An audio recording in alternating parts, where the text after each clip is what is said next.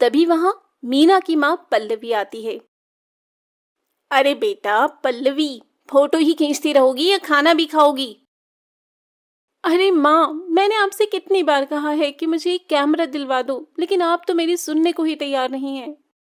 बेटा, तेरा एक कैमरा का दाम भी तो 10 कैमरे के बराबर है। अरे माँ, आपकी एक ही तो बेटी है और आप उसे एक कैमरा नहीं दिलवा सकती हो। अगर आप मुझे कैमरा नहीं दिलवाओगी तो मैं खाना भी नहीं खाऊंगी। नाटक बंद कर, तेरी मनपसंद बिरयानी बनाई है मैंने। अच्छा, आज खा ले रही हूँ लेकिन कल से नहीं खाऊंगी, हाँ? चल देखती हूँ कि तू अपनी बातों पर अमल करती है या नहीं। हाँ, देख लेना आप। पहले मैं जरा आज अपनी बिरयानी खा लूं। पगली। तो मीना डाइनिंग टेबल पर बैठती है और अपनी बिरयानी खाने लग जाती है। खैर, इसके कुछ दिन बाद एक दिन मीना के पापा ऑफिस से घर आते हैं। ले बेटा, तेरा बर्थडे गिफ्ट। अरे पापा, मुझे जो चाहिए वो तो आप मुझे देंगे नहीं, तो इसका क्या फायदा? अरे बेटा, मुझे मालूम है कि तुझे क्या चाहिए, लेकिन जरा इसे भी तो खोलकर देख ले एक बार। इसमें भी बहुत अच्छी चीज है। खोल ही लेती हूँ अब। इतने प्यार से जो लेकर आए हैं आप मेरे लिए। मीना गिफ्ट खोलती है तो देखती है कि उसमें कैमरा रखा हुआ है। ये देखकर मीना खुशी के मारे पागल हो जाती है। अजी, मैंने आपसे मना किया था ना कि इतना महंगा कैमरा अभी मत दिलाइए इसे। आप भी ना। अरे पल्लवी, तुम इतना टेंशन क्यों ले रही हो? अरे इसे फोटोग्राफी और वीडियोग्राफी का शौक है। अगर हम इसके शौक पूरे नहीं करेंगे तो कौन करेगा? Yes papa, you are the great. आप तो मुझे बहुत अच्छे से समझते हैं। उफ भगवान, ये दोनों बाप बेटी का क्या करूं मैं। हाँ माँ, आप बैठो, मैं पापा के लिए खाना लगाती हूँ। देखा, आपसे कैमरा मिल गया तो खाना भी लगा रही है अब। अरे कोई बात नहीं, अभी इतनी बड़ी बेटी भी नहीं हुई है हमारी, बच्ची ही तो है। हम्म। खैर, अब मीना को अपना पसंदीदा कैमरा मिल चुका था, इसलिए वो अब अच्छे अच्छे स्पॉट पर जाकर फोटोग्राफी करना शुरू कर देती है कि तभी एक दिन जब मीना किसी खूबसूरत नदी के किनारे फोटोग्राफी कर रही थी, तभी उसके पास एक आदमी मुंह में रुमाल बांधे हुए आता है। ए, तुम लोग कौन हो? अरे जाने मन, हम लोग कौन है अभी तुझे बताते हैं। इसके बाद दीपक मीना को जोर से धक्का देता है और उसका कैमरा लेकर वहां से भागने लगता है। लेकिन मीना बड़ी चालाक थी, वो जल्दी से दोनों के सिर पर 2 पत्थर से वार करती है। आई! चुप बेवकूफ। वहीं मीना जल्दी से उनके पास आ जाती है और अपना कैमरा उठाती है। बड़ी चालाक बन रही है ना तू। रुक, तुझे अभी इसी नदी में फेंकता हूं। तब दीपक मीना से उसका कैमरा छीनता है और उसे नदी में फेंककर राजेश के साथ फरार हो जाता है।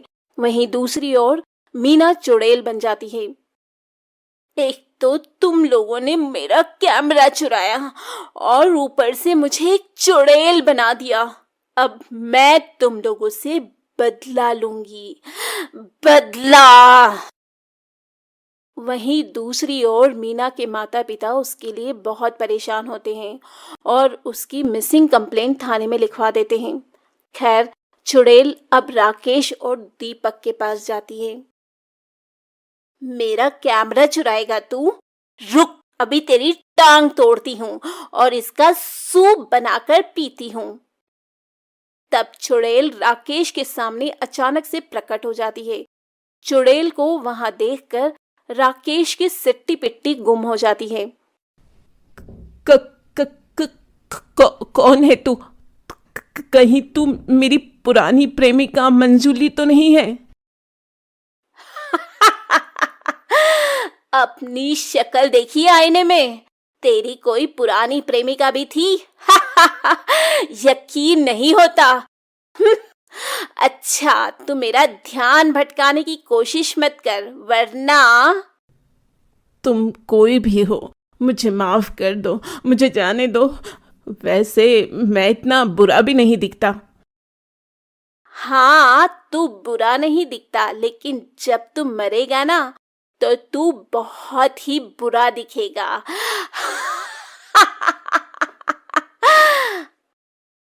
मरेगा मतलब? हाँ, अगर तू मरेगा नहीं तो मैं तेरे हाथ और पैर का सूप बनाकर कैसे पीऊंगी रे। नहीं नहीं, ऐसा मत करना। एक तो मेरा कैमरा चुराता है और मुझे मारता भी है, और ऊपर से बोलता है कि तुझे ना मारूं। अच्छा, तो तू कैमरा वाली चुड़ैल है? हाँ। तब इसके बाद चुड़ैल राजेश के हाथ पैर तोड़ देती है और उसे मार डालती है। उसे मारने के बाद चुड़ैल वो कैमरा अपने हाथ में लेती है। रुक, ऐसे ही रहना, अब तेरी एक फोटो खींचती हूँ।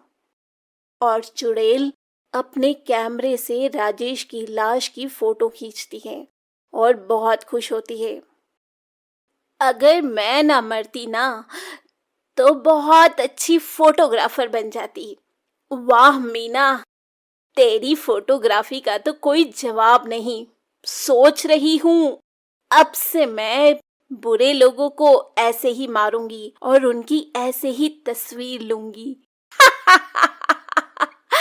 इस काम में तो बड़ा मजा आने वाला है मीना। लेकिन दूसरा वाला आदमी कहाँ है?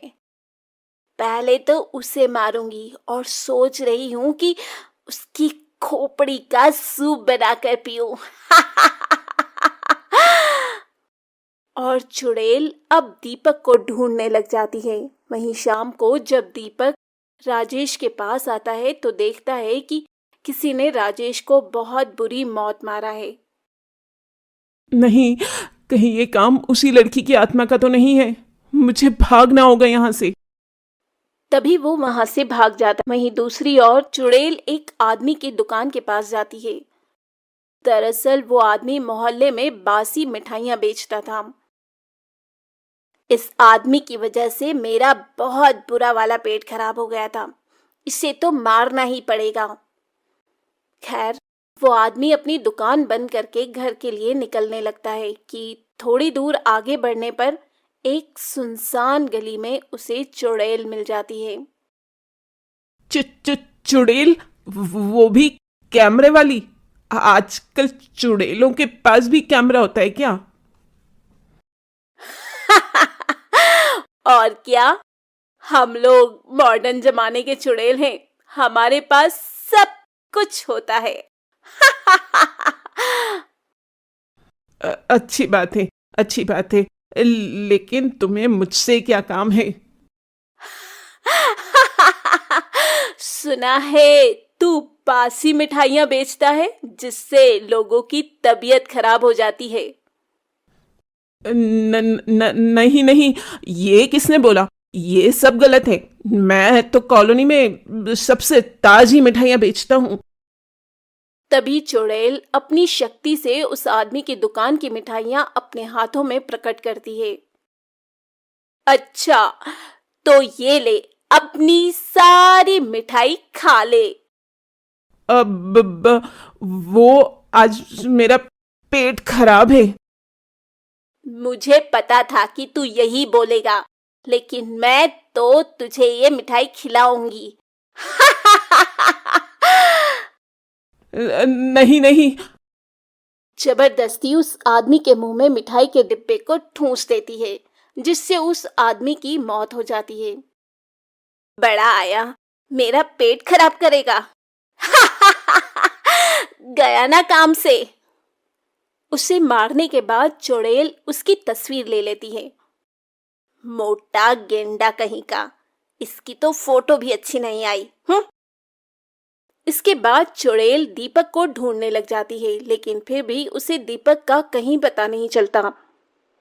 आखिर ये दुष्ट दीपक है कहाँ? पता नहीं क्यों मैं अपनी शक्ति से भी उसको देख नहीं पा रही हूँ। लगता है कुछ गड़बड़ है। तब तक मैं अपने नए शिकार को ढूंढती हूँ। ये बोलते बोलते चुड़ैल रास्ते में जा रही थी कि तभी उसे एक आदमी मिल जाता है जो किसी औरत की चेन छीनकर भाग रहा था। अभी इसको सबक सिखाती हूँ, चोर कहीं का। चुड़ैल उस चोर के सामने चली जाती है। आह, चुड़ैल! अरे चोर, कितनी चोरी करेगा? हाँ, जाने दे चुड़ैल, मेरी एक छोटी बेटी है। तो क्या उसे भी चोरी करना सिखाएगा? तुझे तो मरना पड़ेगा ही, नहीं तो तू अपनी बेटी से भी चोरी ही करवाएगा। इसके बाद चुड़ैल उसे मार देती है और उसे एक खंबे से लटकाकर उसकी फोटो खींचती है। ये फोटो तो बड़ी जबरदस्त आई है। खैर, कुछ दिन बीत जाते। ये कहानी है मीना नाम की एक लड़की की, जिसे फोटोग्राफी और वीडियोग्राफी का बहुत शौक था। अरे यार, इस 2 कौड़ी के फोन से एक भी फोटो अच्छी नहीं आती है। और कॉलोनी में चुड़ैल के बारे में सबको पता चलने लगता है। तभी एक दिन कॉलोनी वाले पंडित को बुलाते हैं। उस घर की एक सदस्य है वो चुड़ैल। पंडित जी, ये तो मेरा घर है। हाँ, तुम्हारी बेटी मर चुकी है और वो चुड़ैल में बदल चुकी है। वही ये सब कर रही है। ये सुनकर मीना के माता पिता बहुत रोते हैं। रो मत बेटी, हमें उसकी आत्मा को मुक्ति दिलाना होगा। ठीक है पंडित जी, आप जो कहेंगे हम वही करेंगे। मीरा का एक खूनी है जो अभी तक पकड़ा नहीं गया है। हो सकता है कि उसके पकड़े जाने के बाद उसे मुक्ति मिल जाए। अच्छा पंडित जी। खैर, कुछ दिन बाद इंस्पेक्टर दीपक को पकड़ लेते हैं और उसे पकड़कर उसे हथकड़ियां लगाकर कॉलोनी में ले आते हैं, जहां आज कॉलोनी वाले पूजा करने वाले हैं। बेटा मीना, हमें पता है कि तुम्हारे साथ बहुत गलत हुआ है, लेकिन तुम बेवजह बेकसूरों को मत मारो। और ये देखो, दीपक पकड़ा गया है, हमारे सामने आओ। तभी चुड़ैल वहां पर प्रकट हो जाती है। वो लोग बेकसूर नहीं थे। माना कि वो लोग बेकसूर नहीं थे, लेकिन कानून को अपने हाथ में मत लो मीना। हाँ बेटा, अब तो दीपक भी पकड़ा गया है, ये सब मत कर बेटा। हाँ बेटा, तू तो हमारी प्यारी बिटिया थी ना, तो फिर क्यों नहीं करती है ऐसा? इस तरह सभी लोग उसे बहुत समझाते हैं। ठीक है माँ पापा, मैं अब से किसी को भी नहीं मारूंगी, लेकिन इस दीपक को भी नहीं छोड़ूंगी। अलविदा। इतना कहने के बाद चुड़ैल दीपक को अपने साथ हवा में उड़ाकर ले जाती है और जाते जाते ऊपर से कॉलोनी वालों की फोटो भी खींच लेती है। ये फोटो देखकर मैं आप सबको बहुत याद करूंगी। वहीं चुड़ैल दीपक को अपनी दुनिया में ले जाकर उसे क्षण भर में मार देती है और इस तरह चुड़ैल का बदला पूरा हो जाता है।